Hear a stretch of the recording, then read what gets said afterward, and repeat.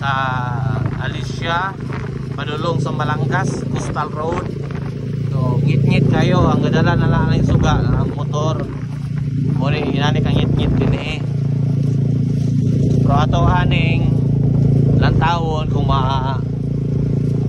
ma-video tabali kung sa kahayag inigtaod na sa mga street lights solar. Muna dire padulong ta sa Barangay Ilisan ikan sa Barangay Villa. So, inani ka ngit-ngit ang dalan. So katulang daghang salamat.